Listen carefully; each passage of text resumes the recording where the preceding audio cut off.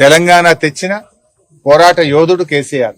తన ప్రాణాన్ని కూడా త్యాగం చేయడానికి సిద్ధపడ్డ నాయకుడు కేసీఆర్.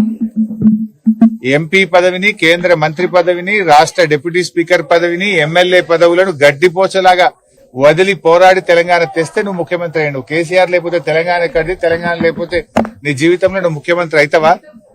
ఎందుకు ఆ పిచ్చి మాటలు మాట్లాడుతున్నావు? వయసులో నీకు తండ్రి లాంటి వాడు, తండ్రి లాంటి కేసీఆర్ గారిని, తెలంగాణ తెచ్చిన కేసీఆర్ గారిని అటువంటి మాటలు మాట్లాడొచ్చునా? నువ్వు ఏ సందర్భంగా ఏం మాట్లాడాలో కూడా తెలియదా నీకు? కేసీఆర్ గారు అడిగిన ప్రశ్నలేంది, నువ్వు మాట్లాడిన మాటలేంది? ఆయన బేసిక్ ఇష్యూస్, రాష్ట్రానికి సంబంధించినటువంటి అత్యంత ప్రధానమైనటువంటి సమస్యల్ని కేసీఆర్ గారు లేవనెత్తారు. వాటికి సమాధానం చెప్పు. ఫార్మా సిటీ అనేది హైదరాబాద్ లో కాలుష్యాన్ని తగ్గించడానికి, ముఖ్యంగా జీడిమెట్ల ప్రాంతంలో ఉండే పొల్యూషన్ ఇండస్ట్రీని ఇక్కడికి తరలించడానికి మేము ZLB జీరో లిక్విడ్ బేస్ తోని ఫార్మా సిటీని ఏర్పాటు చేసినాము. దానికి ఎన్విరాన్మెంట్ క్లియరెన్స్ తెచ్చినాము. దాన్ని నువ్వు రియల్ ఎస్టేట్ వ్యాపారం చేస్తున్నావు అన్నాడు. ఎందుకు చేస్తున్నావు? దాని గురించి సమాధానం చెప్పు.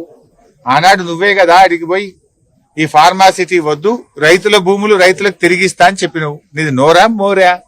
ఈ రైతుల భూమి రైతులకు తిరిగనే ఇయ్యి. లేదు, కేసీఆర్ గారు ఆలోచన ప్రకారం ఫార్మా సిటీ అన్న పెట్టు. అది చెయ్యవు, ఇది చెయ్యవు, రియల్ ఎస్టేట్ వ్యాపారం చేస్తున్నావు. ఇలా తప్ప?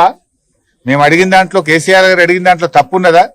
ఫార్మా సిటీ పెట్టండి నిజం, రైతులకు భూములు వాపసు ఇయ్యండి నిజం, రియల్ ఎస్టేట్ వ్యాపారం చేస్తున్నది అంతకంటే నిజం. ఉన్న నిజాన్ని మాట్లాడితే ఈ చిల్లర మాటలు ఎందుకు మాట్లాడుతున్నావు? ఒక స్టేట్స్మెన్ లాగా, రాష్ట్ర సాధకుడిగా కేసీఆర్ మాట్లాడితే వీధి రౌడీలాగా నువ్వు మాట్లాడుతున్నావు, చిల్లర భాష మాట్లాడుతున్నావు.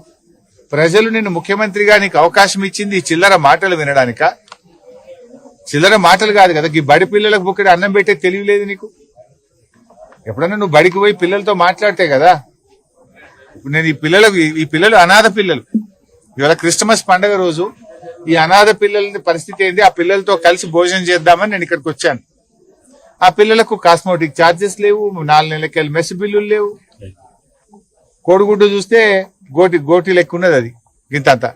నువ్వు మాట్లాడుతావు ఓ గ్రీన్ ఛానల్, ఇప్పటి నుంచి గ్రీన్ ఛానల్లో పెట్టినాయి. మొత్తం హాస్టల్లకు పైసలు బరాబర్ గ్రీన్ ఛానల్లో పడతాయా? నువ్వు పడ్డాయా గ్రీన్ ఛానల్లో? గ్రీన్ ఛానల్లో పడితే మరి 4 నెలలకెళ్ళి ఎందుకు పెండింగ్లు ఉన్నది? నీ మాటలు కోటలు దాటుతున్నాయి, చేతలు గడప దాటడం లేదు. నీవు కమిషన్లు ఇచ్చే 10%, 20% కేమో బిల్లులు ఫైనాన్స్ క్లియర్ అవుతున్నాయి. SC, ST, BC పిల్లల బిల్లులేమో క్లియర్ గా, ఎందుకంటే పిల్లలు కమిషన్లు ఇయ్యరనే కదా నీకు 20% కమిషన్ రాదు కదా. పిల్లలకు కాస్మోటిక్ ఛార్జెస్ ఇస్తే కమిషన్లు ఇచ్చేటోళ్ళకేమో బిల్లులు ఇస్తారు, కాస్మోటిక్ ఛార్జెస్. ఈ పిల్లలు కమిషన్లు ఇయ్యలేరు కనుక వీళ్ళ బిల్లులు పడాయా? కమిషన్ల రాజ్యమేనండి ఇది. నువ్వే చెప్పినావు కదా పోయినసారి, మేము హాస్టళ్ల బాట బట్టి, గురుకులాల బాట బట్టి పిల్లల ఇబ్బందులను మీ ప్రభుత్వం దృష్టికి తెస్తే నువ్వేం మాట్లాడినావు? లేలే ఇప్పటి నుంచి అంతా గ్రీన్ ఛానల్, పైసలు పడకపోతే తోలు తీస్తా, తోడకలు తీస్తాను. ఇప్పుడు ఎవరు తోలు తీయాలి? నీ తోలు తీయాలి, నీ తోడకలు తీయాలి. ఇప్పుడు నువ్వు చెప్పుడు పైకి చెప్తున్నట్టు లోపలికి వెళ్ళి ఇత్తలేనట్టు. నువ్వు ఇప్పుడు ఎవరు తోలు తీయాలి, ఎవరు తోడకలు తీయాలి అడుగుతున్నా రేవంత్ రెడ్డిని. నువ్వే కదా విద్యాశాఖ మంత్రివి, నువ్వే కదా ఫెయిల్యూర్ ముఖ్యమంత్రివి. మరి ఎవరు తోలు తీయాలి, ఎవరు తోడకలు తీయాలని అడుగుతా ఉన్నా. చిల్లర మాటలు మాను. ఇప్పటికైనా SC, ST, BC హాస్టళ్లు, గురుకుల పాఠశాలలు, కస్తూర్బా స్కూల్స్, పెండింగ్ మెస్ బిల్లులు, కాస్మోటిక్ ఛార్జెస్ తక్షణమే విడుదల చేయాలని డిమాండ్ చేస్తారు.